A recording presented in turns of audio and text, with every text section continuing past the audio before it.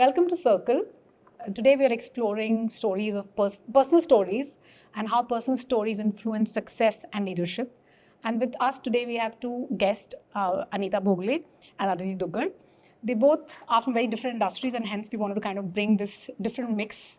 Anita ma'am has written a book called Equal Yet Different. It's one of the best sellers, and she's a thought leader on diversity and equity. Aditi has, of course, this beautiful restaurant where we are at. It's called Masque, and it's changed the scene on fine dining. I think it's one of the best, among the top 2 or 3 best restaurants in the country.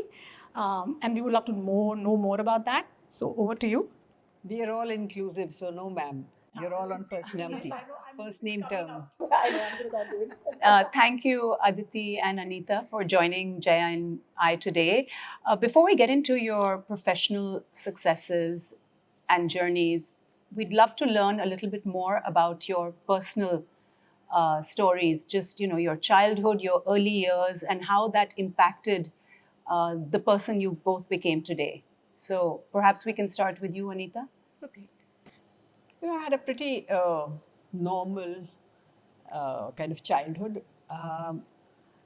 But I think as I grew older, I realized that we had a more sheltered and protected kind of a life than most people. My father was a police officer.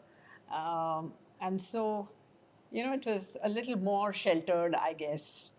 And I think I'm a few years older than you. So in our time, people used to be okay with, if a girl did something like a career, it was nice. But if she didn't, it was still okay, But I had a very good, I was very good at academics. And so there was no pressure from home to achieve something. But I was a very self-motivated kind of a person.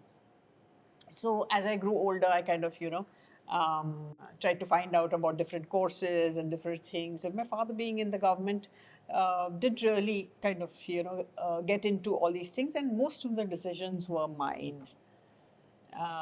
So being self-motivated, I think, in a way, became my hallmark. And since I've been self-employed for a very long part of my career, I think it came in handy. So your parents, obviously, they may not have pushed you to necessarily have a career per se, but obviously they gave you the tools to be independent and to be that self-starter. Yeah, so they were very supportive, but not really ambitious. Today's parents are far more ambitious, they want their children, they know and they find out and get involved and things like that. It wasn't like that, and I'm not holding it against them. I'm just saying how times were a little different. They also grew up in smaller towns, and so they didn't have the exposure. I was in Mumbai most of the time. And just before we move on to Aditi, we know that you were one of the, just a handful of women who went to one of the most prestigious institutes, higher educational institutes in India.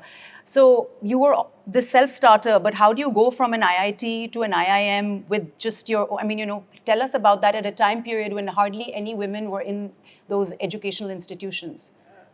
Yeah, so it seems like a smooth ride, but I wanted to go to IIT right after my 10th. But my father said, with his limited understanding of engineering, first thing he said was, you were too young. And Powai was really way, way off from South Mumbai where we lived. And the second thing he said was that, I don't have the money to set up any factory or something like that for you.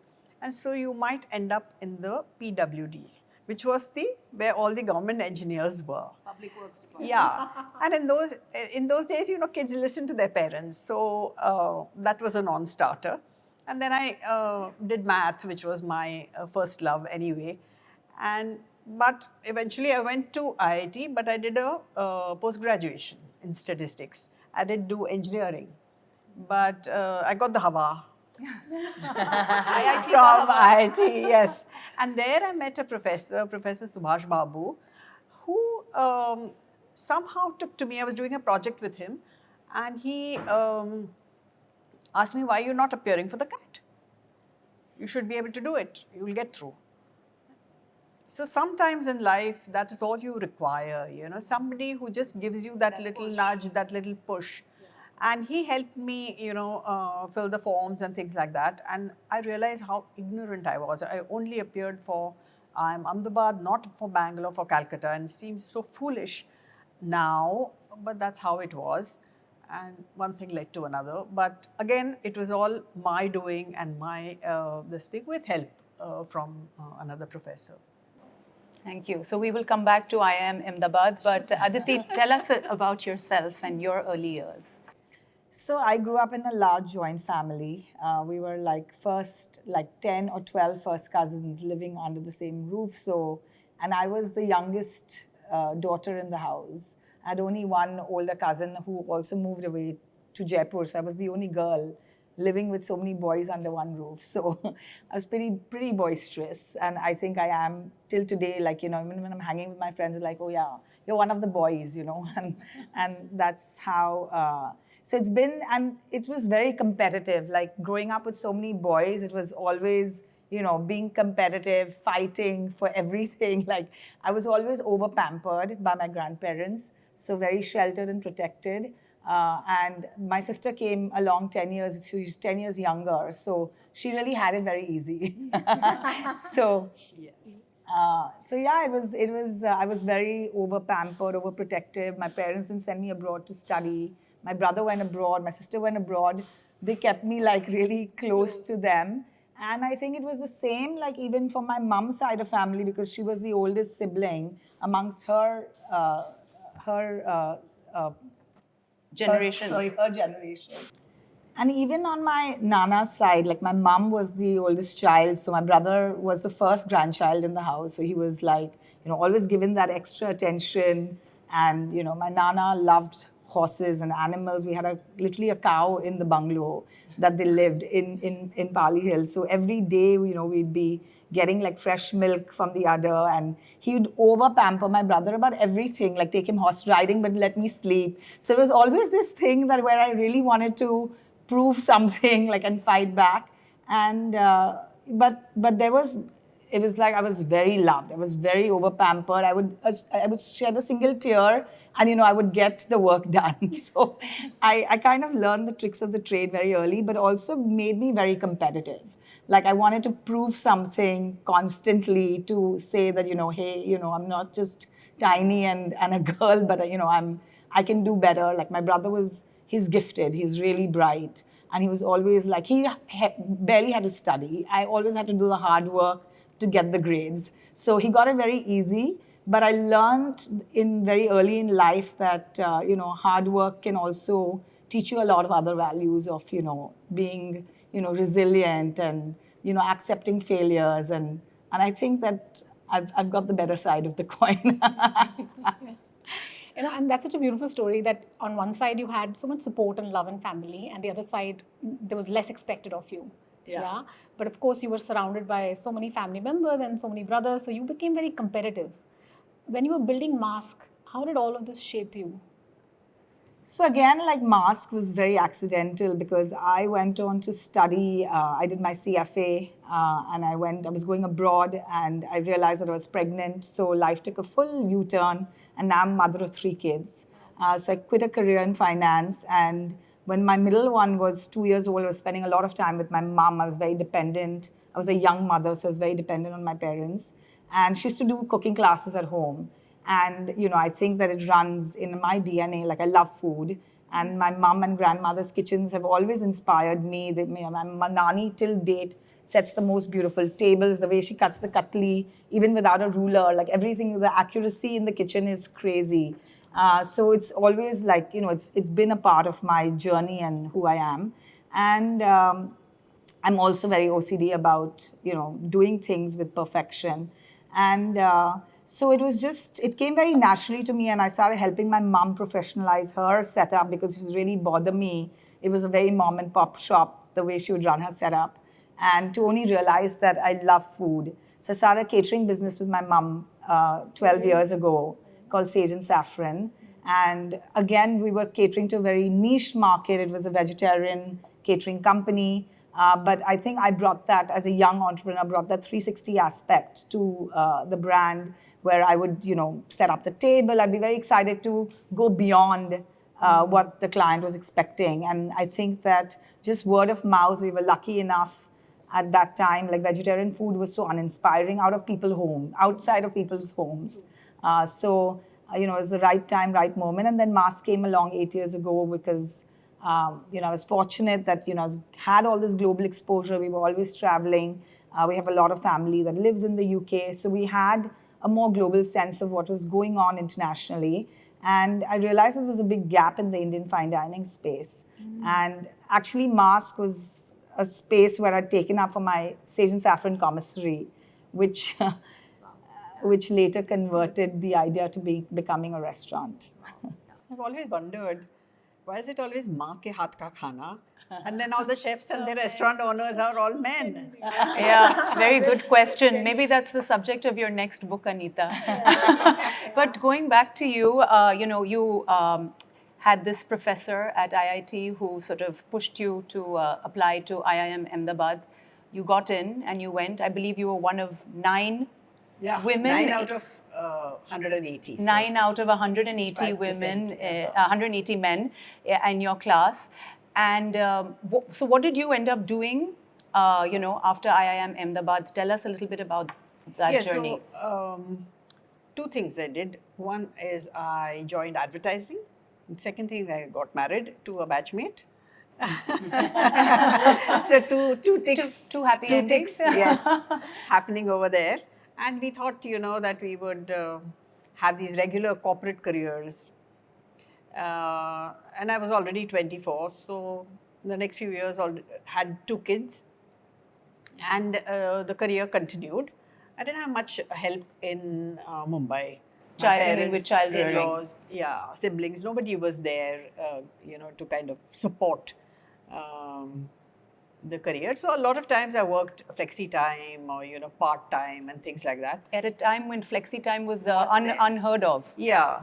So initially I did work full-time and then flexi time. And then my husband's career took a turn. So he quit corporate life and became a commentator.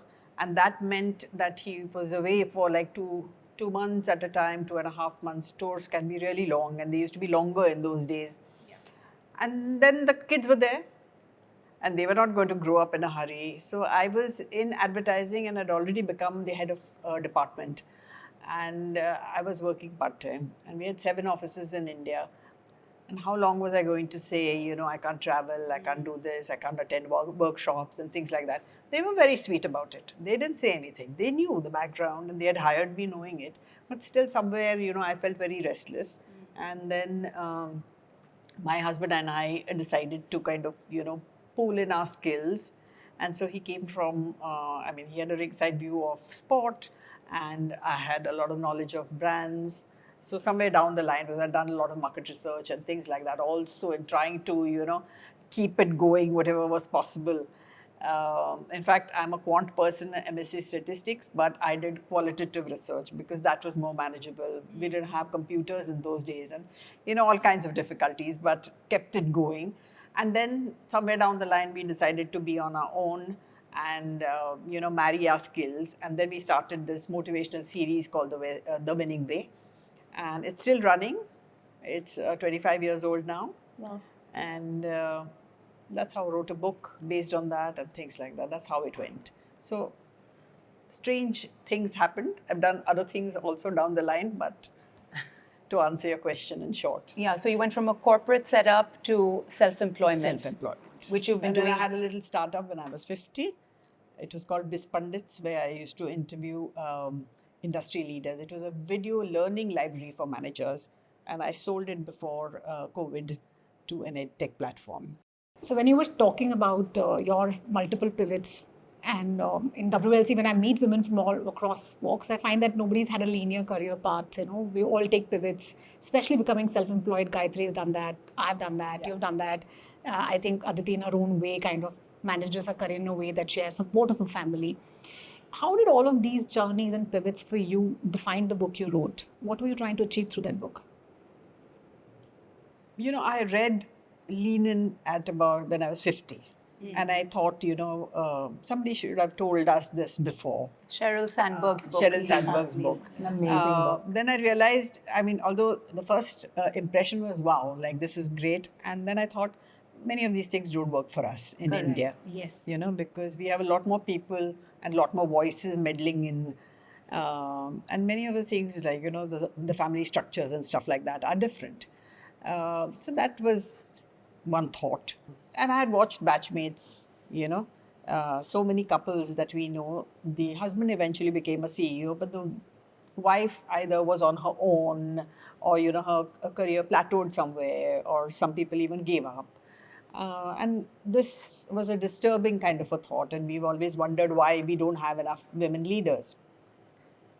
I had also done a lot of work on the winning way. And, you know, when we started, there were very few women in the audience. And there were very few women doing well in sport as well. But as the country changed and, you know, the economy developed and sport also developed, we have women in all kinds of sports and absolute world champions. And the number of women in the audience also increased. And they somehow seemed to say that, you know, or kind of suggested that what the winning formula we were suggesting for men, was it entirely applicable to women? And then I also started, you know, thinking about that. Is there something more? Is there something different that women required? So, in a way, the starting point was, should there be a winning way for women? And that eventually became equally different. So, Anita, I actually have a question on the title of your book, Equal but Different. Are we equal? I mean, we're certainly, and this is not just for India, I think this is worldwide. Well, you know, what is your answer to that question? We are not, but I think all women would like to be treated like that, equally yet differently. And I feel we are equal on ability, equal on ambition, like she said. Yes. But we have our own challenges, and we have our own conditioning that we have to live with. I'm sure, you know, the way her Nana treated her, pampered her, but protected her, you know, somewhere in her psyche that must be there. It comes up sometime or the other. It's for most women, yeah. We always told, you know, be careful. Are you sure you want to do this? Are you sure? So that comes up. You also touched upon the fact that you reflected a lot on what you could have done differently.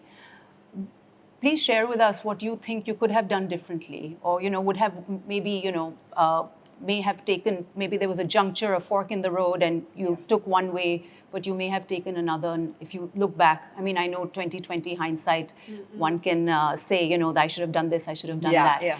But if you had to do things differently? I thought about it. There was no support. I couldn't have asked people to move. My husband's career was like, it was a 1 in a billion kind of a chance. Thriving. And so, so that had to be taken for the family, and that's not something we regret because we've all enjoyed the success. So nothing really. I'd already had my children, and I don't think I regret that at any point in time. So I couldn't have done anything very differently. So not ask for more help or anything like that. Maybe I could have asked for the favor in return from my husband, saying, you know, I took the back seat, now it's time for you.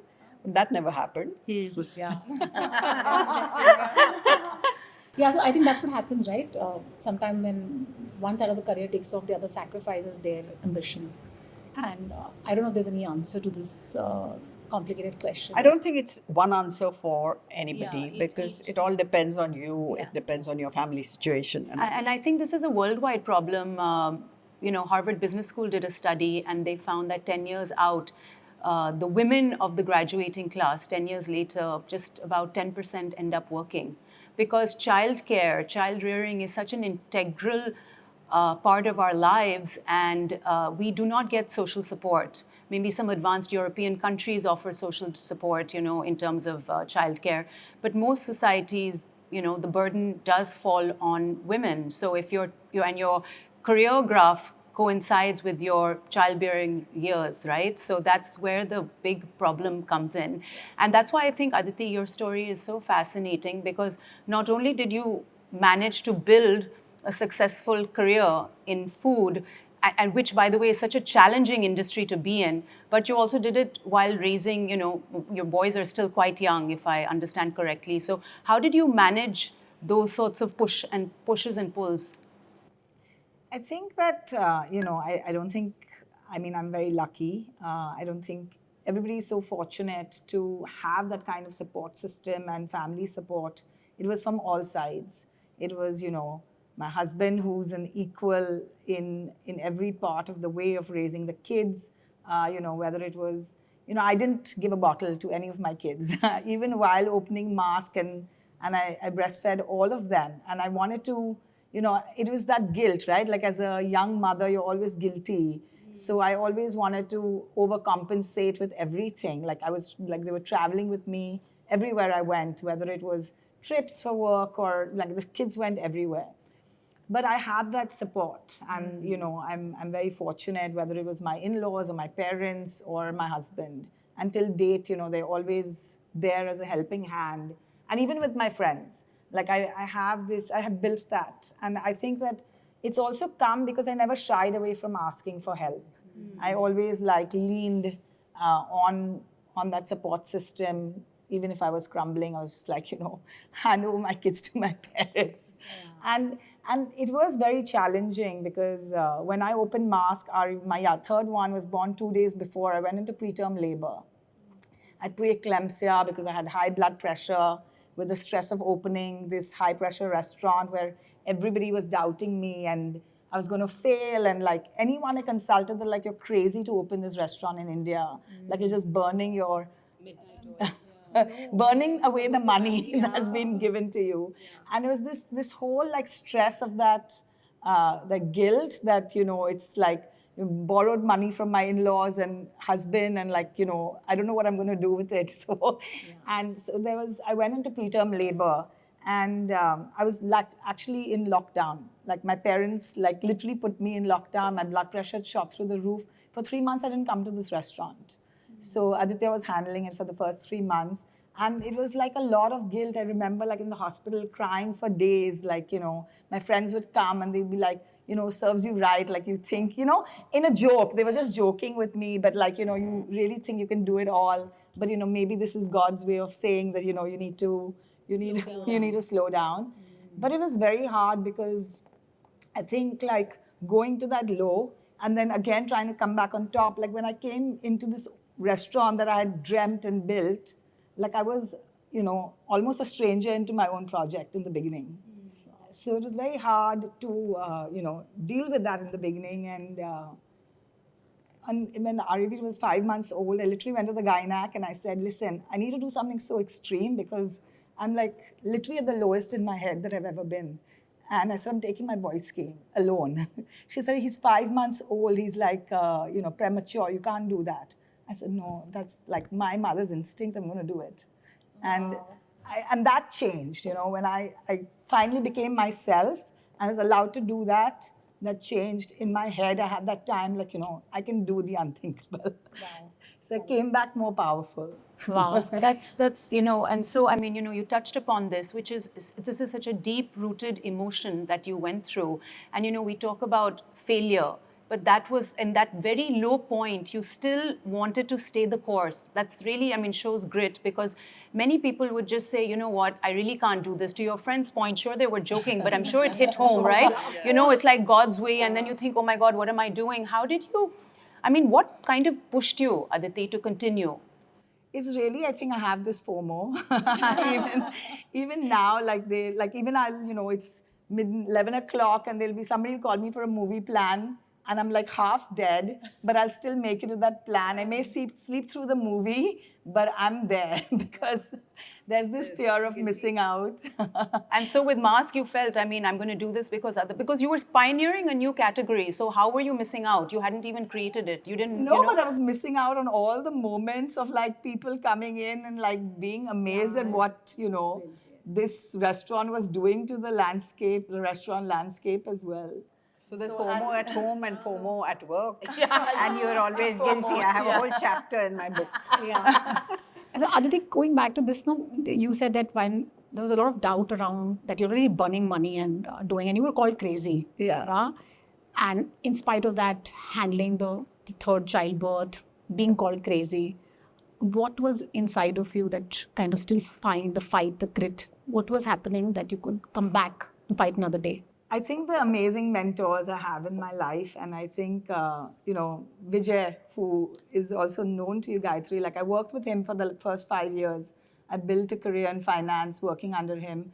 And I think just also like how everybody, like, growing up in a big family, like, the love and attention and the support you have it's crazy, right? And I just started looking inwards a lot, and I could, that they were all like there for me through everything, and everybody wanted to, be part of this success, whether even it's my kids today, that they, they'll go that extra mile. Like my oldest one, he looks after the house. Once, it's crazy, like he was only 12, and my sister started Zama Organics during this journey of building Masque. She also got very inspired, and she came back from college and started Zama. And my son is a big foodie, and he's like constantly getting bugged that there wasn't some ingredients at home, and he couldn't order the star because it was the lack of ingredients, because I had failed to order it. So he said to the staff, "Can you add me on that group, on the ordering group?" And he was only 12. Wow. And so my sister was just like, "What, Arjun, what are you doing on this group?" He said, "I think I'm the man of the house. My mom's always missing. And I don't want to put pressure on her, so I'll take on this responsibility of ordering the vegetables." And he still does. Like he takes on like simple tasks at home, and it's really like, it's everybody's been so part and invested in this journey that it's really got me to the top. Anita, what about you? Did you have a mentor or mentors to guide you? Not really, because I've been, on my own for a very, very long time. But I did learn from observation, just watching other people in action. And there's a story I've put in my book, which is, I had a boss when I was in advertising, and I'm the kind of person who calls a spade, so I wouldn't mince words. So if something is not good, I'd just say it doesn't work, or it's not good enough. But I have watched that man in action, and he would always, when a campaign, as an advertising campaign was presented to him, he would say all the good things first. This is nice, this is nice, this is nice. And then he would just rip it apart and say, this doesn't work, this doesn't. So at the end of it, they had to go back.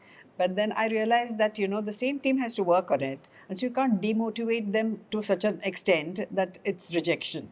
They have to go back and they have to work on it again.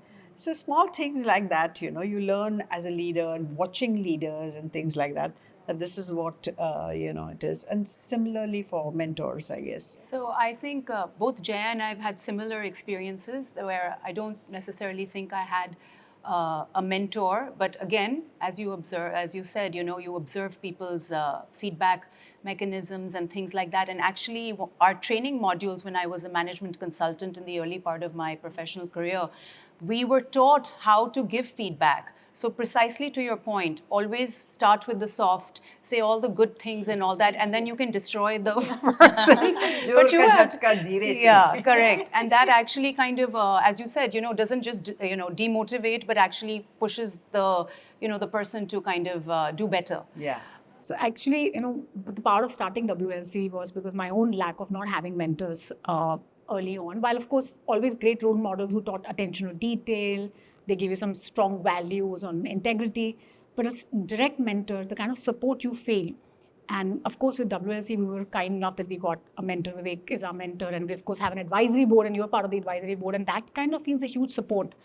And we want to, at WLC, do this, that all entrepreneurs get a mentor, and that's what we're building for next.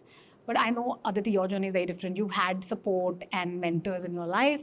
So, of course, you had your mama as a direct mentor, but who are the other people who supported you, anchored you, when there are people calling you crazy? And so tell me, who were the mentors? My dad, he's been a massive influence. Even till date, he's always giving me the right guidance. I think that very early on, even, also not taking me out of that shelf of that over-pampered by my nana and my nani and my mom. So he would like really push me to, like, even I had to take the local train to go to office. Like he'd make sure that I was able to, have a real check of what was going on in the world. And even till date, he's very invested in, how I run things, even like while building this business, because I think hospitality, you can take a lot of wrong decisions. Money is easily available as well to borrow when you're building things in hospitality. But I think from the very beginning, he said, only do as much as you can chew. So, keep it all very official, take that initial capital, but build only if you're making profit. And, I don't want you to be in debt. I don't want you to be borrowing from anybody. Like, I want you to feel that pressure of actually being profitable. And I think that's really gone a long way for me. Of course, hospitality is such a tough business, and but it's also exploded in urban India in a huge way. And now when you think about, you obviously started Sage and Saffron, then you had Masque, now you've got 27 Bakehouse. I know you have a lot of future plans. How do you, kind of, so you're growing, but at the same time, you haven't taken outside capital. How are you kind of going to stay the course on in terms of fundraising? I mean, we've pivoted like a lot. Like, I think that year on year, we've been showing internally like 30 or 40% growth. The team has grown. Now we're nearly 220 people in the organization, starting from 2 people in the kitchen to 220 in 12 years. And it's all been with just bootstrapping it. But like, showing that, I think that also bringing the right team people on board, right? Who understand this vision that we're not just building restaurants, but we're creating a platform. We've put a lot of things in place the last 3 years, which is also a lot to do with Aditya really now working alongside with me in the business, is where, I'm focusing on the creativity and he's really focusing on the business growth, where every vertical is profitable, so there's no dependency. So we've put a lot of these, like how you would run a corporate structure, but like with heart. We've put ESOPs in place, we've put all the health, all the insurances, we declare bonus every year. So we're putting us through that process to be prepared, like we're in founder mode to go towards funding. So do you and your husband work together? So he's, of course, the family business he's a jeweler, but now I would say he's a full-time restaurateur. So that's one thing I find interesting that, and I think you mentioned that when we were having a conversation, that women don't have access to funds. But actually, sometimes I find that they have a reservation of actually raising funds. And I don't know if you've written about fundraising for women and access to capital, but I know that now you're going to start fundraising. What has stopped you from till now to raise capital? Because I'm just too comfortable. Like, of course I have answerability towards the money, but it's, at the end of the day, I know what I'm making, so I can take those risks. I don't have to have that, my creativity doesn't need to be, the cords don't need to be cut because of, I can make decisions. If they're my mistakes, they're my mistakes. There's no answerability. There's answerability to my husband, but nothing beyond that. So that's the fear sometimes. But I think that, we're ready for that challenge. We've built the team that's ready for a challenge. And now it's not just about us, right? It's not about individual goals, but it's also like, now we're looking at like, where we want to take our people. Like,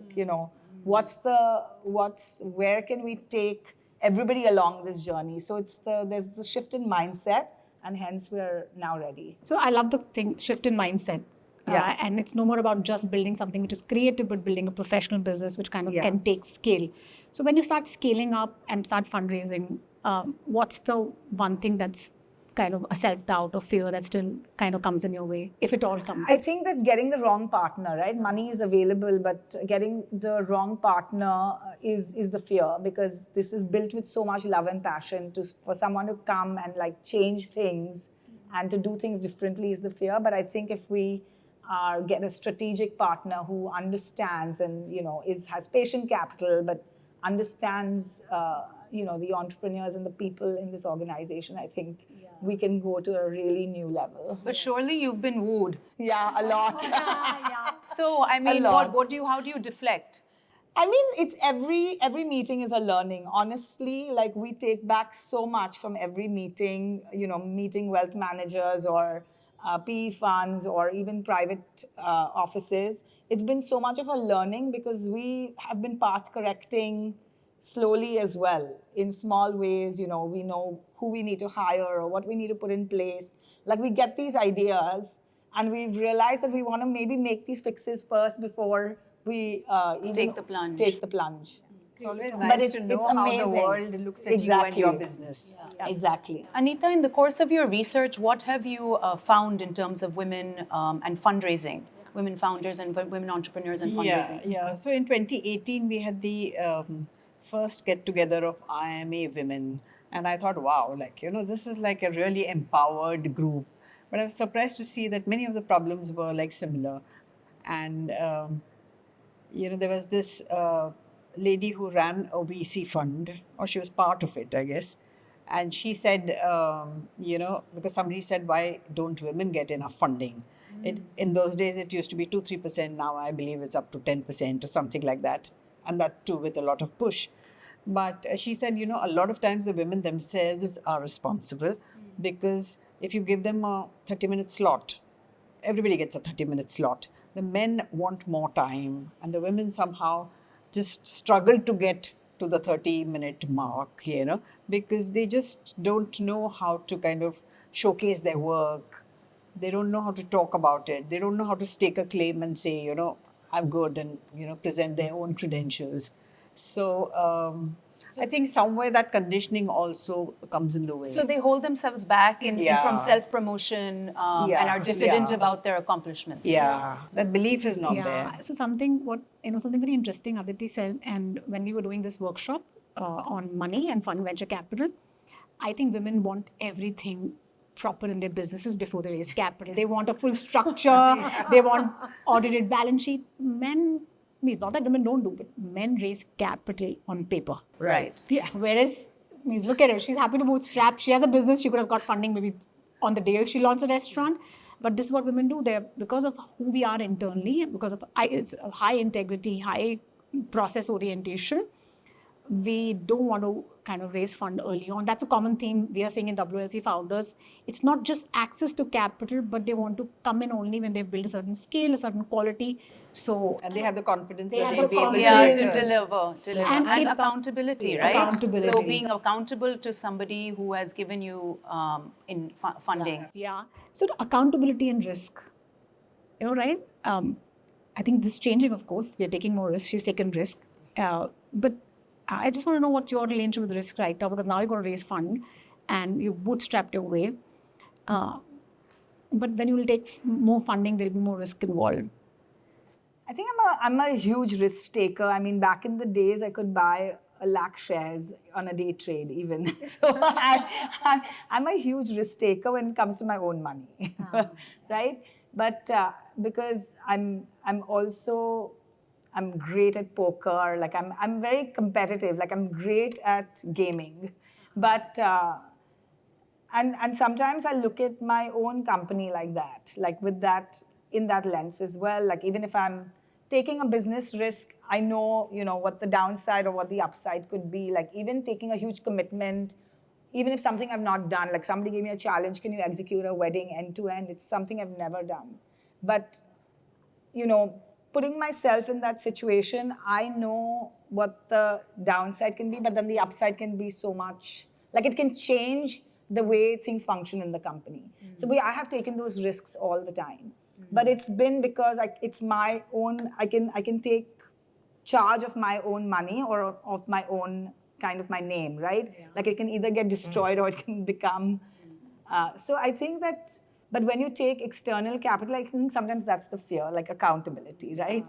And I think I was too early before to be in that place or in that situation, even though we were doing amazingly, but it was too early. Like I didn't have I didn't build enough of my own mentors in my own company. But now I'm at that stage where, everybody is leading a vertical. There's a leadership team. And that has changed the whole idea of from me to us. Beautiful. What is the one lesson that, I would actually pose this to all of us, but what one lesson that you have sort of learned in this kind of growth mode? You also started a business, so I think we could, and you with WLC, of course, what, in this, because I'm sure there were challenges. Of course, you spoke about, well, your son being born premature, etc. That, park that aside. But in terms of the professional journey specifically, was there, like something that really you learned in the last, 12 years or, 15 years? I think I haven't slept enough and I've been too hard on myself. Yeah. And now I've learned from those mistakes. I'm okay to, give responsibility and be okay for other people to make mistakes. I'd take everything too personally. I'd micromanage everything, every step of the way, be there at every catering, kill myself. So delegation. Delegation. I've learned to delegate. Yeah. I think also learning to trust your team. Yeah. And Trust was always there, but it was just this, this it's being in my business. I was letting guarding go. it too much. Right. Anita, what about you? You also, you started your own business, and you've obviously interviewed so many. What is one takeaway? Yeah, so most of my businesses came out of, or whatever I did, came out of, necessity or whatever I could manage at that point in time. So I always played to my strengths because there were many constraints. So then I focused on my strengths. So I just feel that if you're committed to excellence, and you have a learning mindset, you're willing to learn, because if you're venturing into something else, when I wrote Equally and Different, I'd never been in HR, didn't have anything to do with diversity and inclusion. But I think if you have these two things, commitment to excellence and a learning mindset, I think nothing is rocket science. I love that. Yeah, that's amazing. Jaya, what about you? I think and when you start something like WLC, which is a network for women, and you're doing a very authentic one, early on, you don't take no's personally. I think it's made me very gritty. Every no is more fuel for me as bring it on. And I'm very comfortable being underestimated now. It kind of brings a cheer in my smile. Okay, lovely, one more person underestimating what we're trying to build. And I think, of course, also learning not to take the rejections personally. It's a redirection, because what's not happening, or somebody doesn't like what you're building or doesn't have faith in you, that means it's good. Something better is coming your way, and that's really held me in good stead. And I think building my mindset every day, I'm forever in a beginner's mindset. I think whenever we're building workshops and interventions, I'm like, I can also learn a little more about this. Most of my peers will say, you lead a workshop, and I will say, no, I think I can keep learning. So I think beginner's mindset, which is, I think I see a lot in today's women and around everybody. Everybody needs to be. Yeah, that hunger to learn has really, and quick pivots, adaptability, agility. We were not supposed to launch podcasts this year. We were supposed to launch something else completely. And there was this like an opportunity standing that this is what we will do first, and we will do what we thought a little later. And we just pivoted, right? So those constant pivots, because the opportunity is right in front of you if you keep your mind open. I think that. I think I completely agree. I think being nimble. I come from an industry which is, it's like, it used to be publish or perish. Now, I mean, hardly anybody's publishing because everybody's publishing, right? Everybody's a journalist. Everybody's a, they exactly. So I think being nimble, being able to pivot, and I sort of turn to somebody like a Karl Lagerfeld, who had such a thriving career up until the day he died, doing multiple fashion lines and all that. And what kept him going was curiosity. An avid reader, an avid learner, took up photography, simultaneously while he was designing, and constantly being curious. I think that's so important. And I think that's really echoing what all of you have just said. And one of my favorite things about, I read this book, Born a Crime, Trevor Noah, and I think that the humor in all the crisis is what really...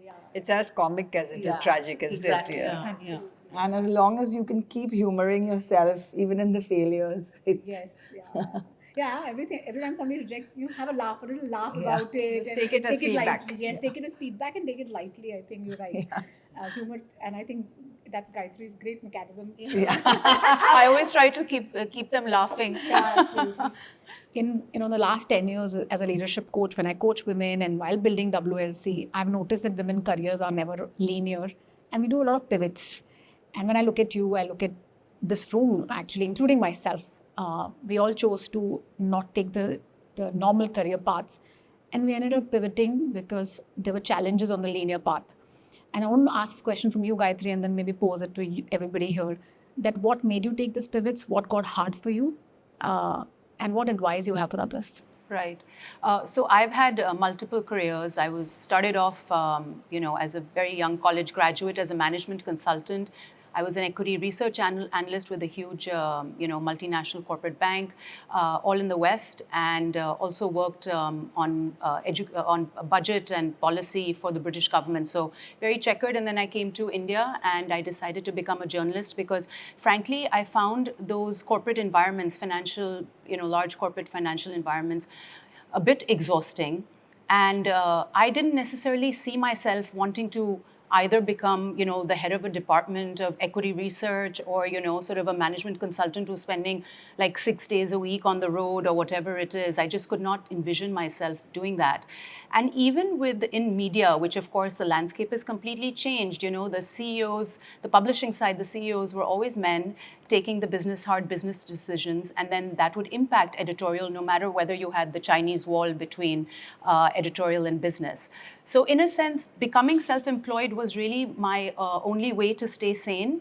Of course, it meant a huge, pay cut and challenges on that front because you are basic, living. You just don't know where the next gig is going to come from.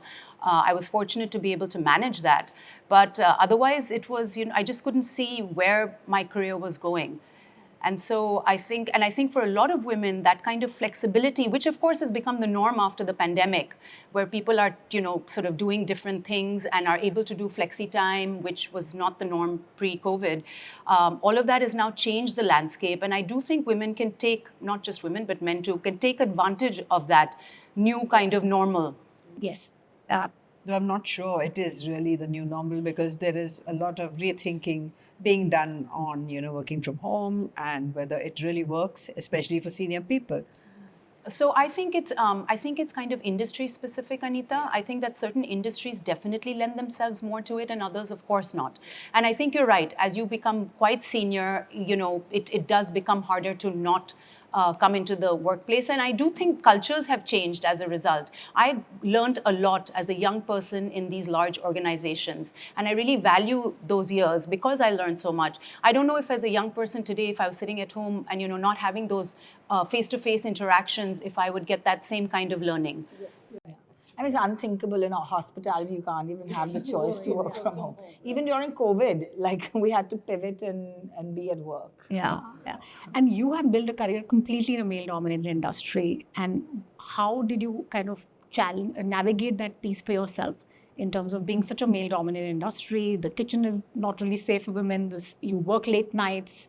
Your staff needs to work late nights. So how did you establish yourself in spite of being in a very male-dominated industry? I mean, it was hard. It's been hard. I mean, I've been questioned multiple times, been challenged by my own teammates, always had to, it's been hard. I've had to navigate a lot in this industry. Also because there aren't many people, you don't have that support system that you can build or a community around with other people who are going through the same thing, right? Like I think in hospitality, it's much harder if you have a peer group, even, other restaurateurs who are, dealing with those same challenges. Of course, it's definitely changing. Now you see more female chefs, other female restaurateurs, you can bounce ideas. And I think that you can create that support system as well. But it's still, really you can count them on your fingers in India. Globally, there is a larger community, but in India, it's really still very few. So I think I've had to do it in-house. I've built a strong team that are in women-led in high positions. Nobody could imagine a restaurant like Masque could have a female general manager, but we've put that in place. So I've built that within my own team. Has it been hard to recruit women? It has been, but then also our recruiting style is not norm. It's not the norm. We're recruiting people who aren't even from the hospitality background, but who are, can align, can be passionate, are eager to learn, hungry. And we've kind of created our own system of training them. Wow, lovely. I love what you just said, that you've created your own process on hiring, and they don't have to come from the same background, but they should have certain skills in them. Yes. And you're looking at that skill versus, and something I was seeing online also, that Elon Musk said that I early on made this mistake of looking only at the CV and the education, but then later on he pivoted to hire people for who they were. And I can hear from you the same thing, and post that question to you, that when you were researching for your book, women who could build careers in spite of pivots. Some women just took a back seat, and we've seen in your batchmates women come back and build big bang careers later on. It was not about the college they came from. It was never about the education after a point. It was who they were. So who kind of gets to stay the race? What makes you stay the winning formula that you keep talking about? In her own way, she's telling us about this beautiful winning formula. See, success comes at a price. True. Yeah, when you state that you have this ambition and you want to do well, a lot of times you've got to compromise and decide at various stages in your life that, what your priorities are going to be. That is where people fumble. You can't have it all the time. You can have it all maybe at different points in time and overall. But you have to decide, how you should have phases in life where you say, this is the time when my kids are young and I'm going to focus on family and work, but, not push myself and take those challenges. And then get back to a phase where, you're focusing on your career and say, okay, now I have enough support at home, my children a little grown up and whatever.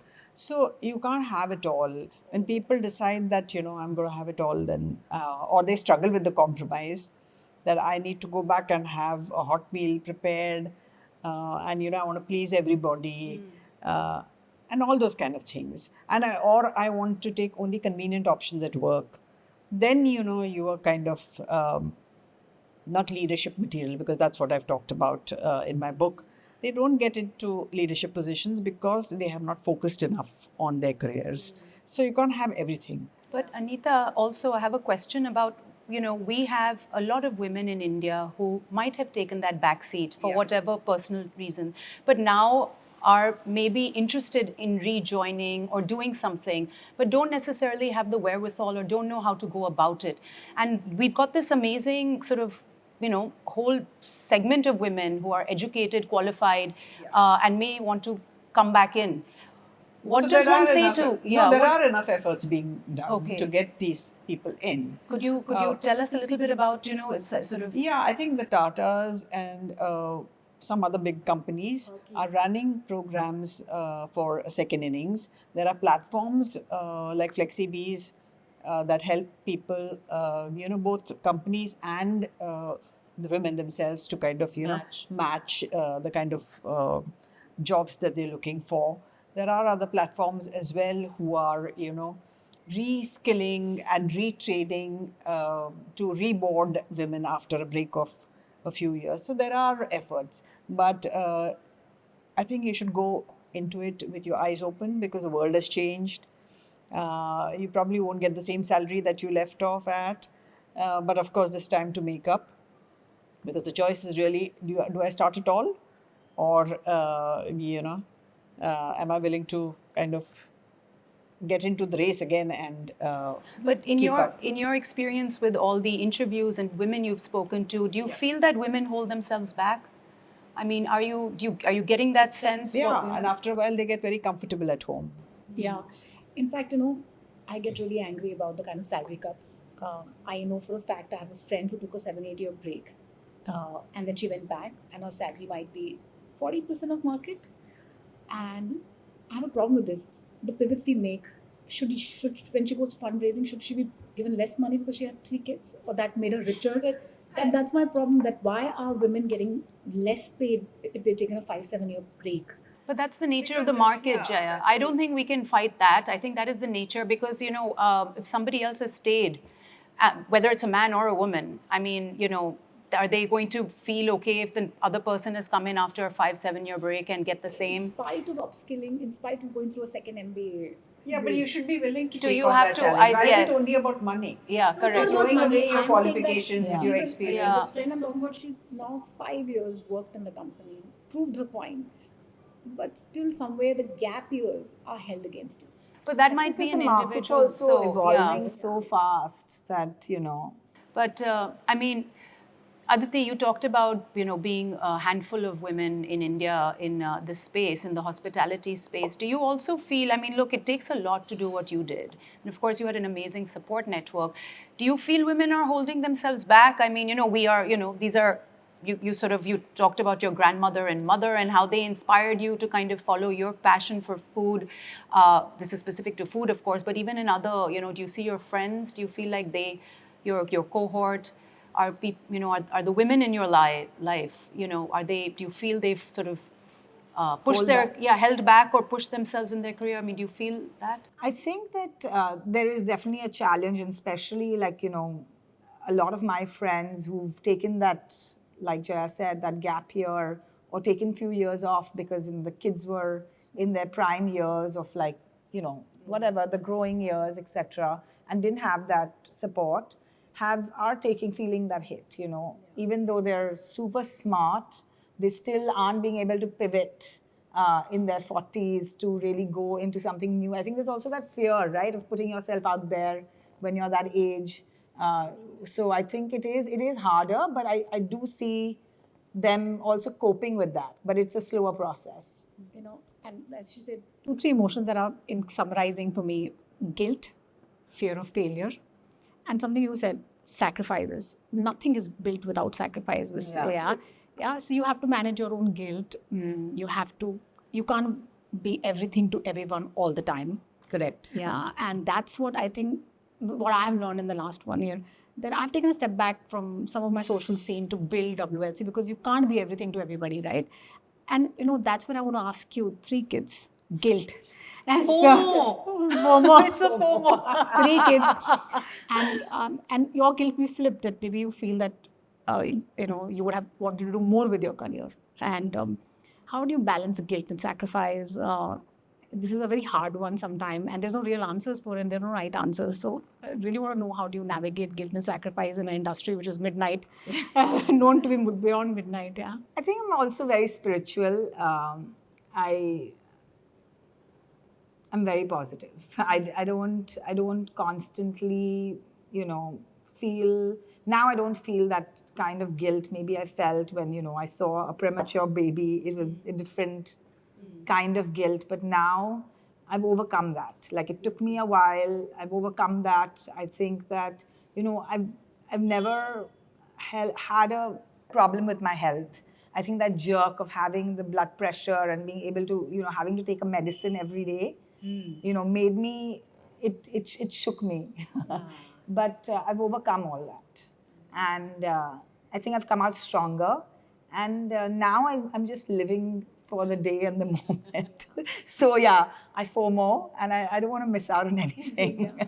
And my question to you is, what advice you have for women who deal with this constant guilt when they're trying to build their careers, or maybe even choosing to sacrifice their careers for their children? There is guilt on both sides. There's no winning this story, right? So, as part of your research on your book, what advice do you have for women who deal with this guilt? So, I think, guilt is universal for women. And it has nothing to do with the choices you've made, in the sense that whether you have children, whether you got married or not, whether you're successful or not. I think every woman struggles with guilt at some stage or the other. She talked about her son running the home.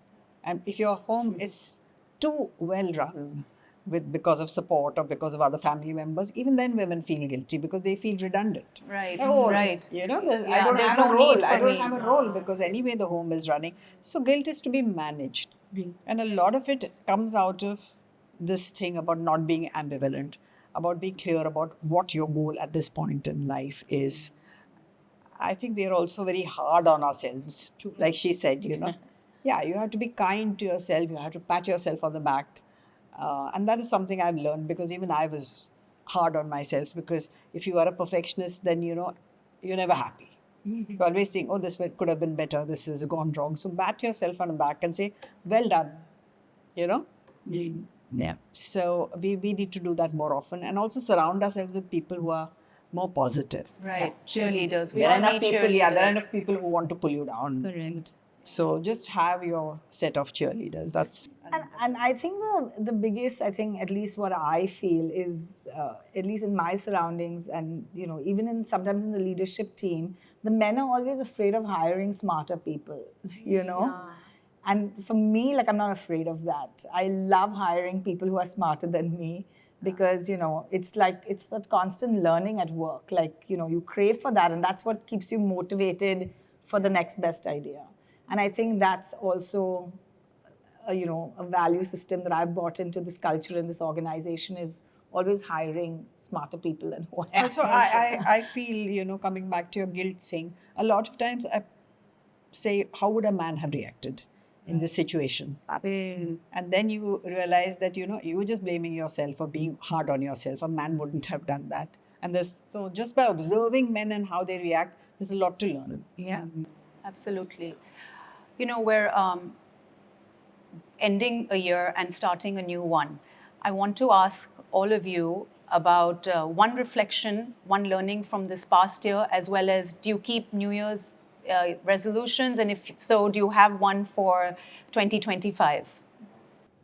I haven't focused on exercise this year, which is, I used to play a lot of lawn tennis. I've had a little bit of a paddle injury. I have a rotator cuff issue, and I haven't focused on even fixing that. So I think next year I want to fix myself on the health front. Anita? Yeah, so 2024 for me professionally was not a very active year because we moved home and I had other family demands and things like that. So I'm looking forward to 2025 where I'll have a little more me time and invest in my own learning and things like that. I don't keep resolutions or anything like that, but yeah, that is one of the things. And I just joined a singing class. Oh. Yeah. What kind of singing? It's just Bollywood songs. But at 47, I started playing the keyboard. And now at 63, I'm trying to learn to sing just for myself. Wonderful. And so it's fun. I like to push myself a little bit every now and then to see how far it goes. Jaya? I think for this year, taking what Aditi said, bring health at the center of things, and of course, more discipline. I was recently at a detox and I started finally waking up at 6 a.m. And that's given me the time to give myself 6 to 9 is about me in the morning. And I think that really sets you up for the whole day. So a lot of discipline, consistency, and focusing health, the rest just happens. Because the core of who I am, I'll build everything around. If I get this right, the health and morning discipline, I think I'm not so worried about the rest. And one of the challenges when you run a peer-led organization always is that how do you take people along? And I think I finally it's an art, and I think getting good at the form of managing that form of art and and the diplomacy of managing people at a peer setup. And I used to always reject diplomatic. I don't want to be blunt and straightforward all the time. But now I'm learning it's a form of art, and as women, sometimes we can learn it.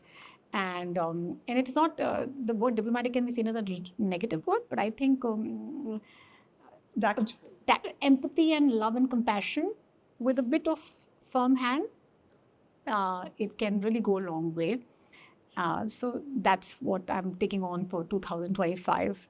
And of course, she and I will be in the fundraising cycle together. We'll be raising capital together next year. I'm right there by your side. Yes. For me, first of all, I have to say that Jaya, in my book, diplomacy is not a bad thing since I am the product of that.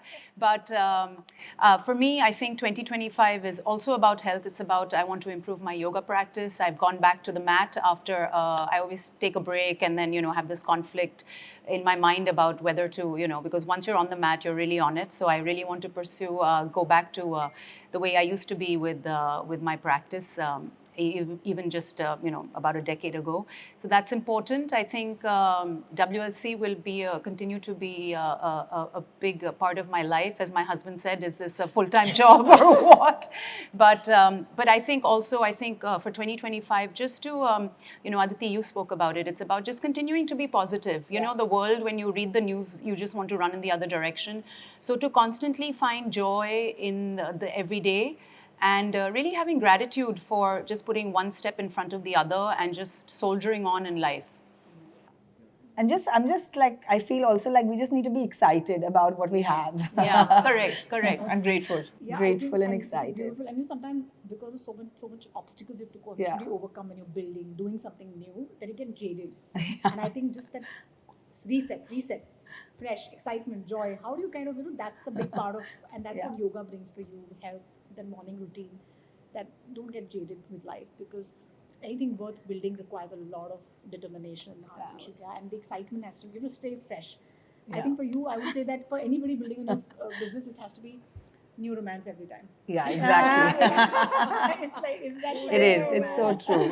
Yeah, every year is first year of romance. Yeah. Okay, great. And then we had some rapid fire. Yeah. A meal that best describes your philosophy. Meal or dish? I think a pulao. You can make a really fancy pulao if you have everything, but you can make a very simple pulao if you don't have everything. I've always believed that, you've got to make do with whatever you have, and don't let whatever you can't do, or don't let whatever you can't have or don't have come in the way of what you can do. Aditi? I think a thali, because it showcases generosity, and I think also makes you feel very hospitable, because you can keep showering the love by continuous service, and also the variety of the creativity you can showcase on a plate. So this year I've gone to South a lot for detox, and I've been eating sadhyas on banana leaf, and I've been really enjoying it. And I'm serving one on Saturday for my wedding anniversary to very few friends. So I started really enjoying that whole banana leaf experience, the multiple dishes, the pickles, and the different kind of rice. So that's my one meal. What about you? Yeah, so like a thali, but on a banana leaf. For me, I would say a salad, because like a pulao, it can be as hearty or as light as you want it to be. It can be as dressed or not dressed as you want it to be. You can put cooked ingredients in it, but also have it raw. And it's sort of, I've never met a leaf I don't love. I need to go on that salad diet. So a book recommendation for our viewers, a book that's really inspired you, or it was very interesting for you to read? I love Unreasonable Hospitality by Will Guidara, and I think that it is a book that you should read if you're in any profession. I like all of Khaled Hosseini's books, especially The Kite Runner, because they're so raw in their honesty. It really hits you. I would say, so I'm reading Lionel Barber's biography on Masayoshi Son, the founder of SoftBank, and I also just finished Alok Sama's racy sort of memoir, working as the president of SoftBank International. And I think there's a lot of lessons one can learn from somebody like a Masa, both good and bad. I mean, just the way he was brought up, the kinds of life struggles he had. So it's immensely readable, both books, so I would recommend that. So two books that haven't left my shelf while I read a lot. One is a book called Same as Ever, and it talks about lessons from around the world. It's by the same author who wrote Philosophy of Money. And I keep reading that one chapter or two chapters on the loop. It's how humans never learn from our history, and every generation will make their own learnings from the start go.